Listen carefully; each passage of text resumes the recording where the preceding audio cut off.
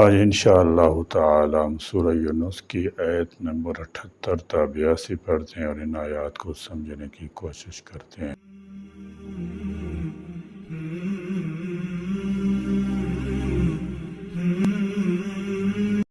اعوذ باللہ من الشیطان الرجیم، بسم اللہ الرحمن الرحیم۔ قالوا اجئتنا لتلفتنا عما وجدنا عليه آباءنا وتكون لكم الكبرياء في الأرض وما نحن لكما بمؤمنين وقال فرعون ائتوني بكل ساحر عليم فلما جاء السحرة قال لهم موسى ألقوا ما أنتم ملقون فلما ألقوا قال موسى ما جئتم به السحر إن الله سيبطله إن الله لا يصلح عمل المفسدين وَيُحِقُّ اللَّهُ الْحَقَّ بِكَلِمَاتِهِ وَلَوْ كَرِهَ الْمُجْرِمُونَ قَالُوا انہوں نے کہا اجئتنا کیا تو آیا ہے ہمارے پاس لتلفتنا کہ پھیر دے ہمیں عما اس طریقے سے وجدنا کہ ہم نے پایا علیہ اس پر آباءنا اپنے باپ دادا کو وَتَكُونَ اور ہو لَكُمَا تم دونوں کے لیے الکبریاء بڑائی فی الارض زمین میں۔ یہ منکرین کی دیگر ہوتے ہیں جو دلائل سے عاجز آ کر پیش کرتے ہیں۔ ایک یہ کہ تم ہمارے آباء و اجداد کے راستے سے ہٹانا چاہتے ہو، دوسری یہ کہ ہمیں جاہ و ریاست حاصل ہے، اسے ہم سے چھین کر خود اس پر قبضہ کرنا چاہتے ہو، اس لیے ہم تو کبھی بھی تم پر ایمان نہ لائیں گے۔ یعنی تنقید آباء پر اصرار اور دنیاوی وجہ کی خواہش نے انہیں ایمان لانے سے روکے رکھا۔ اس کے بعد آگے وہی قصہ ہے کہ فرعون نے ماہر جادوگروں کو بلایا اور حضرت موسیٰ علیہ السلام اور جادوگروں کا مقابلہ ہوا، جیسے کہ سورہ اعراف میں آپ پڑھ چکے ہیں۔ وَمَا نَحْنُ اور نہیں ہیں ہم لَكُمَا تم دونوں پر بِمُؤْمِنِينَ ایمان لانے والے۔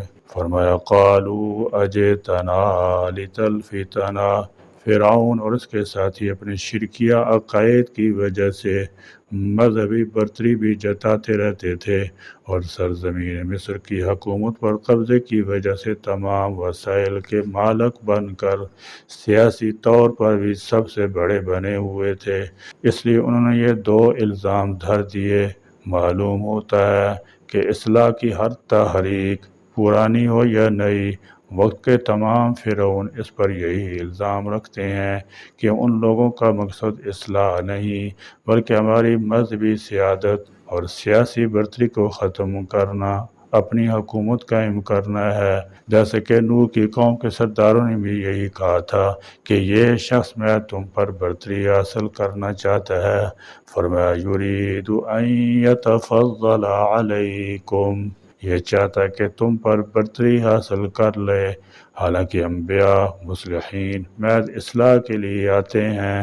اگر حکمران اسلام قبول کر لیں اور خود ہی اصلاح کا فریضہ سر انجام دیں تو ان کی حکومت سے تعارض نہیں کیا جاتا۔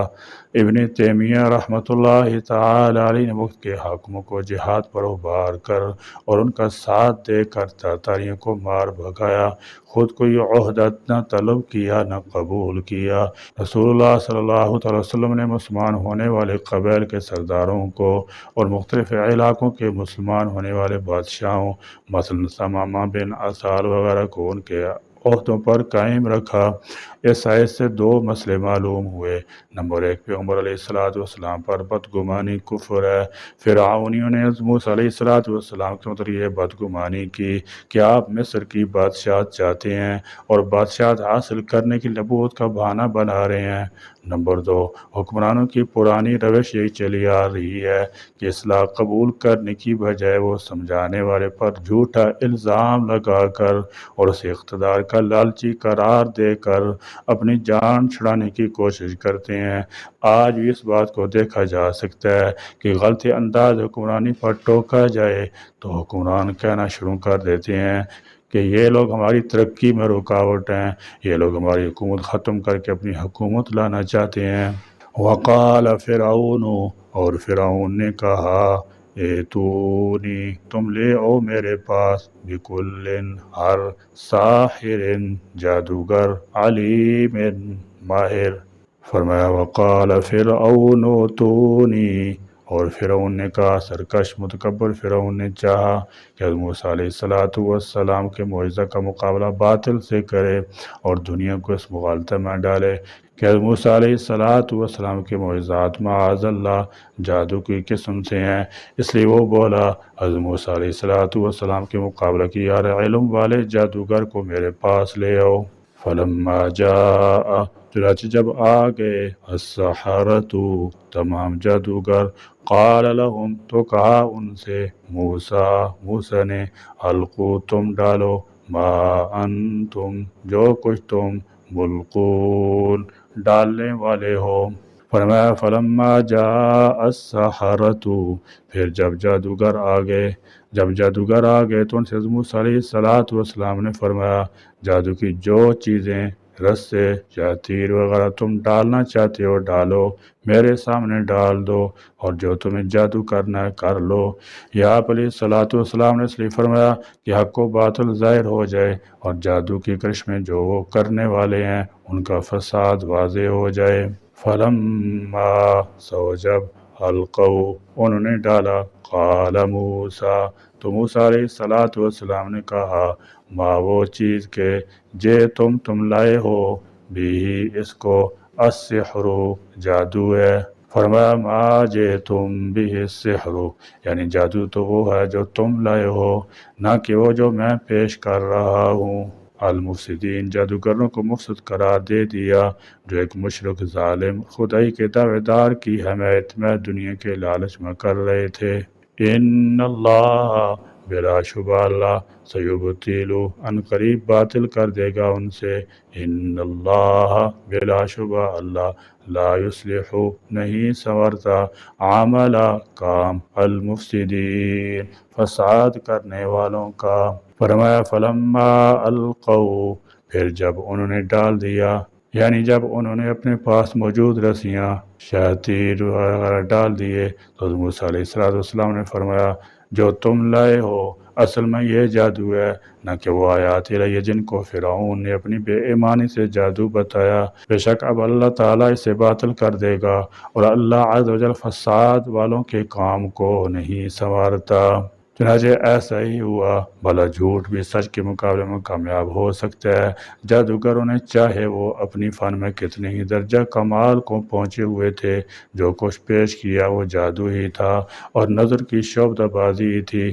اور جب حضرت موسیٰ علیہ السلام نے اللہ کے حکم سے اپنا عصا پھینکا تو اس نے ساری شعبدہ بازیوں کو آن واحد میں ختم کر دیا۔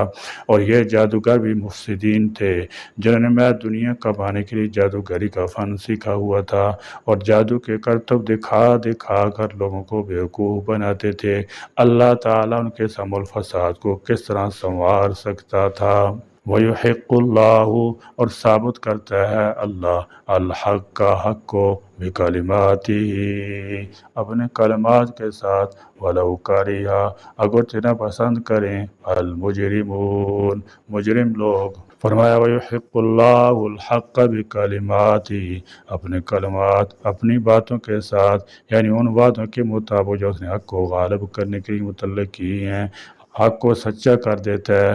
یہ بھی مراد ہو سکتا ہے کہ چاہے تم اپنے کلمہ کن کے ساتھ، یعنی اپنے کسی حکم کے ساتھ ظاہری اسباب کے بغیر بھی حق کو سچا کر دیتا ہے، یا اپنے کلمات کی برکت سے حق کو سچا کر دیتا ہے۔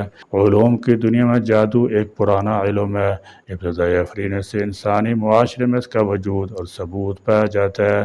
جناب موسیٰ کلیم اللہ کے مکالم جادو کو فرعونی حکومت کی سرپرستی اور جادوگروں کو انتہائی مراعات یافتہ طبقہ شمار استوار کیا جاتا ہے، جنہوں نے حاکم وقت فرعون کی نگرانی اور سرپرستی میں حضرت کلیم اللہ کا مقابلہ کیا، لیکن اصلیت اور حقیقت نہ ہونے کی وجہ سے علم نبوت کے سامنے پسپا اور ناکام ہوئے۔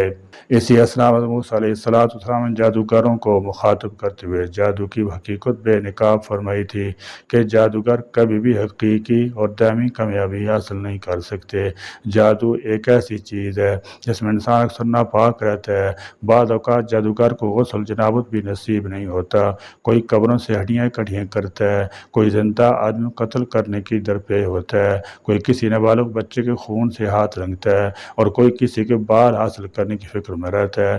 اور پھر یہ کہ جادو کے لیے جو کلام پڑ جاتا ہے وہ شرک پر مشتمل ہوتا ہے۔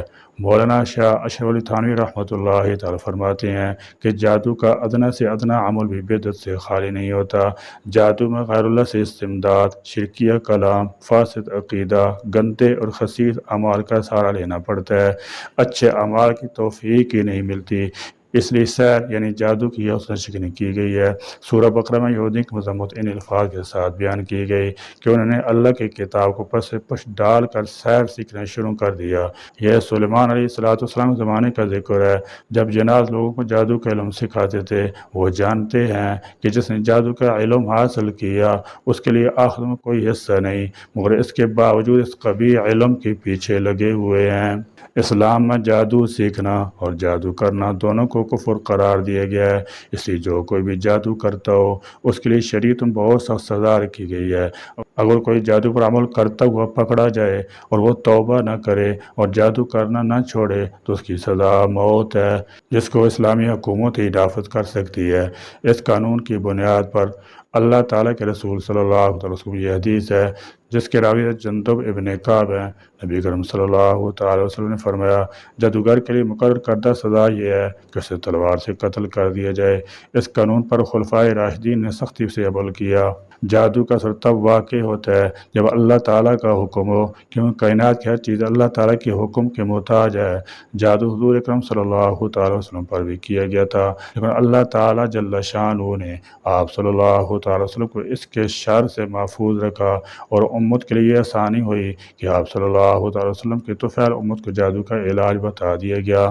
حضرت قتادہ رضی اللہ تعالی نے بیان کیا کہ میں نے سعید بن مسیب سے کہا، ایک شخص پر اگر جادو ہو یا اس کی بیوی تک پہنچنے سے اسے باندھ دیا گیا ہو، اس کا دفع کرنا، اس کا علاج کرنا اور جادو کے باطل کرنے کے لیے عمل کرنا درست ہے یا نہیں؟ انہوں نے کہا، اس میں کوئی کباہت نہیں، کوئی حرج نہیں۔